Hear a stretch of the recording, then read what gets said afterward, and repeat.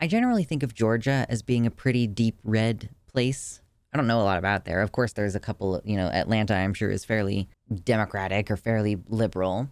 It's just north of Florida, though, so it can't be great. And it's surprising when you see moderately good news coming out of a place like Georgia. In this instance, apparently they were trying to push through a bunch of different anti-LGBTQ bills, and then they were defeated basically all at once this past week. So ostensibly this is good news, right? Every anti-LGBTQ bill was defeated in Georgia as the legislature adjourned Scene D after midnight Thursday. This means they adjourned without any plan to revisit the topic, I think. Is the anti-trans panic losing steam, or is it simply pausing until after the election? Yeah, always shout out to Aaron Reed for reporting on this. They had sports bans on the docket, they had bathroom bans on the docket, bills to end the legal recognition of trans people, bans on puberty blockers for trans. It's interesting that somewhere like Georgia did not succeed in passing this bill. So Aaron raises the question, and I think it's a worthy question to ask. Is the anti-trans panic losing steam, or are these Republicans just figuring out that they need to wait to do these anti-trans policies until after the 2024 general elections? Because we keep seeing that these Republican politicians don't do well when they campaign on a primarily or exclusively anti-trans policy or platform. So are they gonna stop trying to push these bills, or are they simply recognizing as a political strategy that they need to chill out for a minute, or they're gonna lose their elections? And then once they win their elections at the end of the year, they're just going to resume doing all this stuff as soon as the legislative session opens back up again and all these people get sworn in. If you're enjoying this video, hit the like button, maybe subscribe, hit all notifications if you want.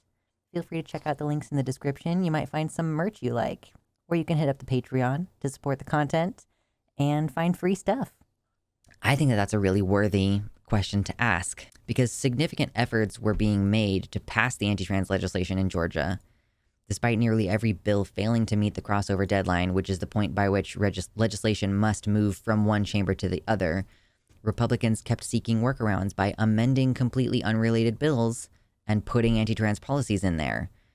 One example is that a proposed bill aimed to ban trans students from participating in sports bathrooms, and that would require parental notification for every library book their kid checked out, and it would impose restrictions on sex education, which that whole proposal was amended onto an unrelated legislation about how coaches are showing their students videos on mental health and suicide prevention, or I guess requiring coaches to show these videos. That amended bill passed the Senate with 2 days to spare and was seemingly about to become law. But in the early hours after midnight, the Georgia legislature adjourned Scene D without taking up the measure, leading to the failure of every anti-LGBTQ bill proposed this year in Georgia, including all these different ones. So Jeff Graham from Georgia Equality says, quote, "It's undeniable that the tides are shifting both here in Georgia and across the nation. Anti-LGBTQ actors are losing their political power, and more Georgians who know and love LGBTQ people are standing up against their baseless fear-mongering." Is that what's happening, though? That's the question, because they were trying really hard to get these to pass, and then they just kind of stopped trying to get them to pass, which is really suspicious, and it makes it seem like maybe they started getting some calls from their constituents, and they decided to drop it suddenly, but is it because they actually care about their constituents, or is it because they want those goddamn votes? It'll lose steam really fast if those fighting on culture fronts fail to get elected. Yeah, so that's the thing.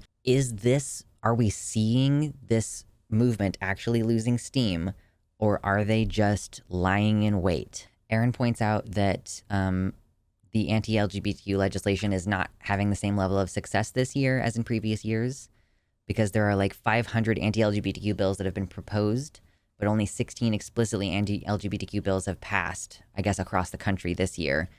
Of course, many are still pending, but if this pattern holds, we would be on track for a significant reduction from the 84 bills that became law in 2023.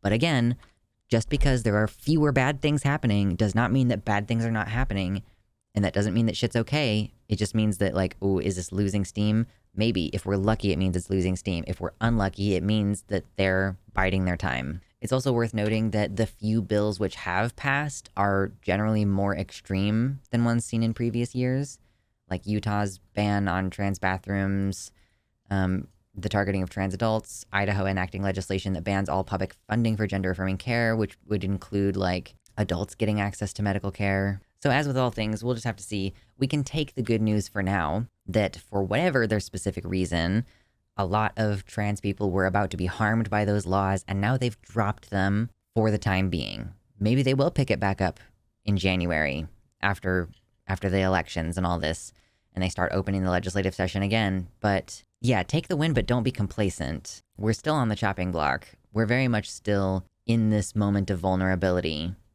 But it's not the end of the world, and it's not guaranteed that things are going to go bad.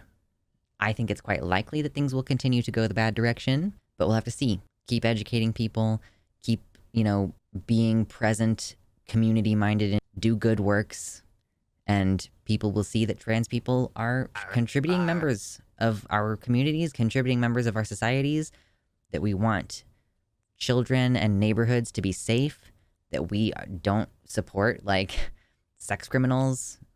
There's a reason why trans people aren't in the church, eh? Much love to my patrons, especially Tiago Nascimento, Mersh Rolvog, Michelle Frateroli, Amanda B., Wellington Marcus, Michelle Winter, Danielle McDonald, DZXN, Suzanne Maynard, Spooky Heather Sylvia, Jamie Jam, Pasnell Infinity, Nova, Sojo, Elizabeth Bartell, Ella V. Nobody, Kevin Young, Sarah A., Athiet, Celeste, Desi Quiche, Liam Hodgson, and Mr. Atheist.